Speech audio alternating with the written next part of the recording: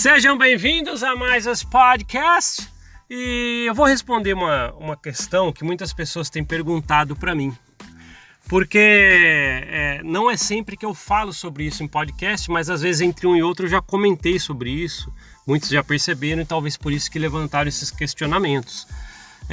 Eu já falei que eu trabalho como psicanalista clínico, né? Eu sou um terapeuta, eu trabalho fazendo a terapia com as pessoas, psicanalítica, né? E trabalho há muito tempo já na modalidade online, até por causa do momento que estamos vivendo, isso ajuda muito a você ter esse tipo de contato, né? Numa terapia.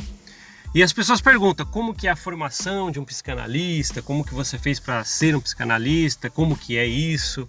E eu vou responder rapidamente para ficar claro, porque eu acho que isso aí é uma questão que muitas pessoas querem saber mesmo. E é interessante, né? Porque muitas das coisas às vezes a gente consegue desmistificar, né, falando aqui abertamente para vocês. Como eu sou bacharel já em administração, já tenho a graduação, teve um momento, né, porque a administração, quando você faz esse curso na faculdade, leva você a trabalhar com pessoas, ou através de negociações, ou empreendedorismo. Então eu sempre fui ligado profissionalmente a trabalhar com pessoas, né? Até que em um determinado momento eu falei, eu preciso saber um pouco mais sobre isso, me aproximar mais de como que é conhecer o outro e como que eu posso ajudá-los, né, ajudar as outras pessoas de alguma forma. E foi então que eu resolvi estudar a psicanálise clínica para que eu pudesse, de alguma forma, conhecer intimamente o emocional das pessoas e dessa forma conseguir ajudá-las. E o interessante é que quando eu fiz o curso há tempos atrás para me formar como psicanalista, eu tive uma boa base de ensino para poder entender as técnicas criadas por Freud, né? Ele que criou, é o pai da psicanálise.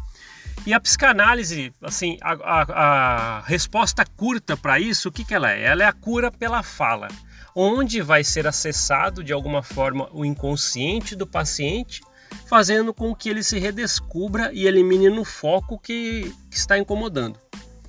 Então esse é o trabalho do terapeuta, o psicanalista, né? Quando aparece alguém com problemas de ansiedade, depressão, síndrome do pânico, problemas familiares, de relacionamentos, entre outros problemas.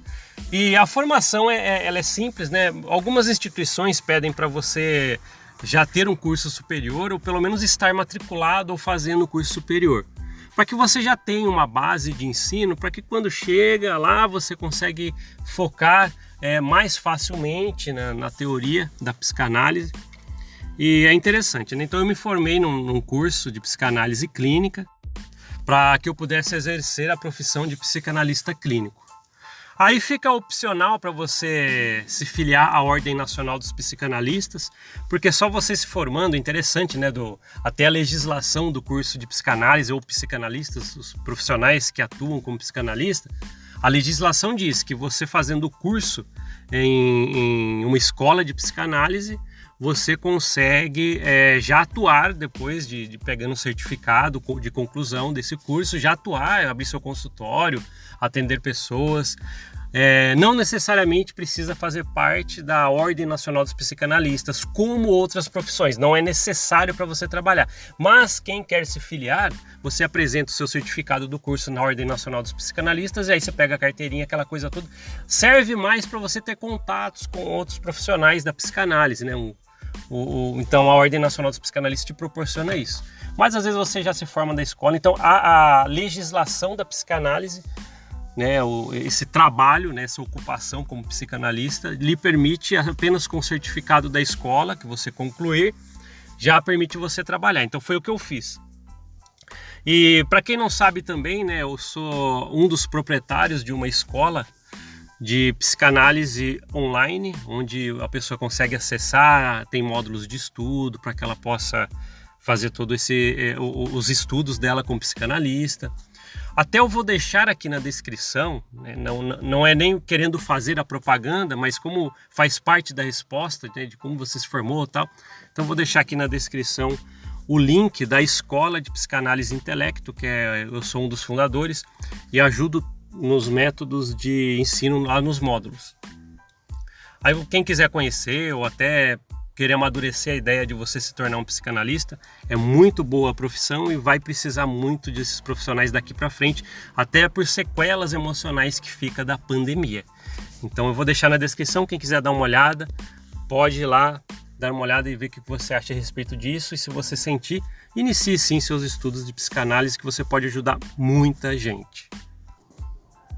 E entrando no assunto que nós vamos falar um pouquinho hoje, acho que já emendando um pouquinho sobre isso, né, como a gente já está falando de profissionais como psicanalista clínico que trata do emocional das pessoas, as pessoas sempre pedem para mim falar um pouco mais sobre isso. Então o emocional das pessoas, por exemplo, dentro da igreja mórmon falando sobre isso, ela fica muito vulnerável, porque ali, se você está com um líder manipulador, você vira uma pessoa que é controlada por esses manipuladores.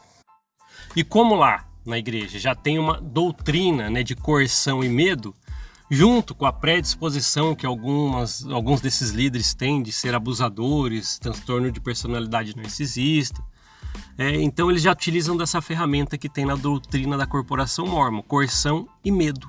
Então com essas ferramentas eles conseguem fazer você ir pelo tabuleiro de xadrez à medida que eles querem fazer a jogada.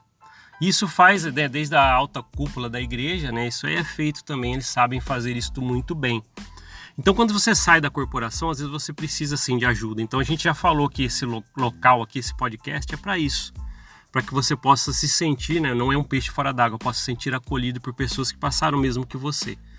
Então muitos recorrem à terapia, né? E como todo mundo sabe, né? Minha profissão é essa, como terapeuta. Então às vezes as pessoas querem também procurar uma terapia para poder ajudá-las a tirar sequelas ou fazer isso não ter mais importância. Lembrando que você consegue acessar isso em você, não que você vai tirar, né, essas lembranças, as coisas ruins que às vezes você sofreu dentro da corporação, mas você vai acessar e através da técnica do terapeuta junto lá, que vai te ajudar na terapia, vai fazer isso não ter mais sentido para você, não ter tanta importância. Então você vive bem, né, tendo convivido com o passado dentro da igreja. Então é importante isso. Se você está dentro da igreja e costuma ouvir aqui o podcast, e às vezes você até assimila que, poxa, tá falando é verdade, sim. Às vezes você sente isso, mas você não quer dar o braço a torcer. Então saiba que você tem como cuidar disso. Além de querer ter que pesquisar sobre a igreja, aprender a respeito da verdadeira história, você também tem meios, procurar pessoas que passaram mesmo que você, como aqui este podcast. E também, se necessário, faça uma terapia. Isso pode ajudar muita gente. Né? Então o cuidado emocional ele deve ser preservado, você tem que cuidar disso, porque o emocional é seu.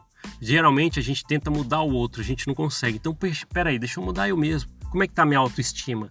Será que você está gostando de você? Você está num período em que você está bem com você mesmo? Então essas são perguntas que você deve fazer, por exemplo, e às vezes dessa resposta interna que você vai ter de você mesmo, talvez você precise sim procurar uma ajuda de uma terapia ou não. Então são questões que sempre temos que estar nos fazendo. Como é que está a minha autoestima? Como é que eu estou comigo mesmo? Eu estou conseguindo ser uma pessoa empoderada na minha vida? Tomar minhas decisões com mais clareza e firmeza? Será que eu estou assim? Se não está, às vezes você pode sim procurar uma terapia, por exemplo, né? Ou através até de você aprender, né, estudando a psicanálise clínica, né? Assim como eu falei no começo. Então tem tudo a ver com o que a gente está falando, né? Então eu prezo muito por isso.